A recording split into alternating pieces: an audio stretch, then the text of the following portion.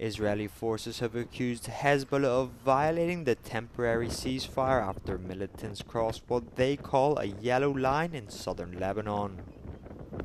In a statement, the military said the soldiers approached Israeli forces in a way that posed, quote, an immediate threat, and that actions were taken in self-defense.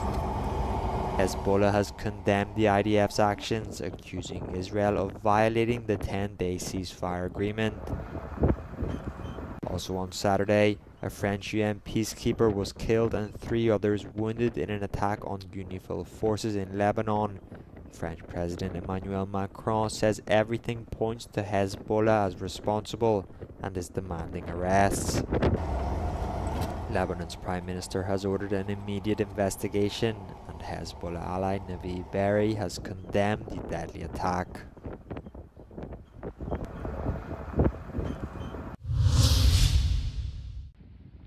Two gunboats from Iran's Revolutionary Guard opened fire on a tanker transiting the Strait of Hormuz on Saturday, the British military reported. The captain of the tanker said they opened fire without issuing a radio challenge, the United Kingdom Maritime Trade Operations said. This came after Iran said on Saturday it had reimposed strict management and control by the armed forces on the vital waterway. They warned the waterway would continue to be blocked as long as the US upheld its blockade.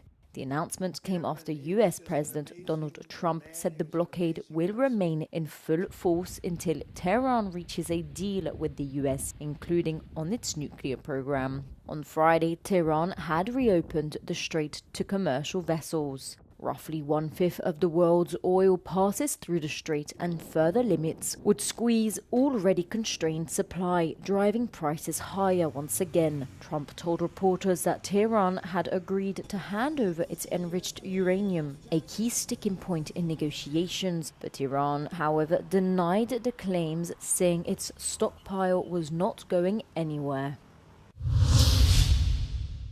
All 3 Hungarian parties reported constructive talks following discussions in Parliament on Friday regarding preparations for the inaugural session that will swear in a new government. Peter Mayer, president of the TISA party, which won the election, said it would give opposition parties more opportunities in parliamentary positions and committees. Mayer, who welcomed an EU delegation to Budapest for informal high-stakes talks centering on how Hungary could still draw down EU funds before the August deadline, announced the Druzhba oil pipeline could restart next week. Én egy konstruktív tárgyalásra számítok, nem lesz egyszerű, mert nagyon rövid az idő, tehát a kormány, az leköszönő kormány néhány dolgot csinál, de érdemben nem haladtak előre a dolgok. Volt 3 évük, mi alatt lehívhatták volna ezeket a pénzeket, ami megtörtént mind a 26 tagállamban rajtunk kívül. Nekünk most egy óriási rohanás lesz, mert augusztus 31-én sok milliárd eurónak a határideje, vagy annak a felhasználási lekötési határideje lejár. Magyar Péter a választások óta már 2-szer is beszélt az Európai Bizottság elnökével, Ursula von der Leyennel, aki támogatásáról biztosította.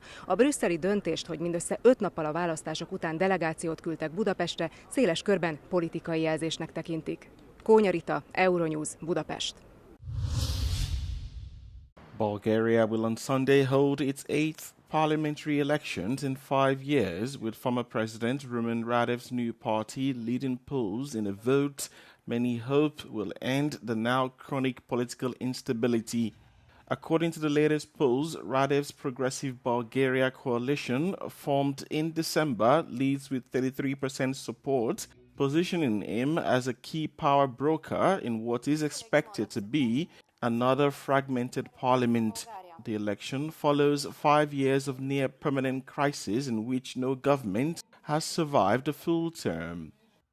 Instead, the country has cycled through caretaker administrations, fragile coalitions, and short-lived alliances that have often collapsed amid scandal. The elections also come after that of Hungary, which ended Prime Minister Viktor Orban's 16-year rule last weekend and showed that change is possible anywhere in Europe. But analysts fear Radev, an admirer of Orban, could be the EU's next disruptor-in-chief.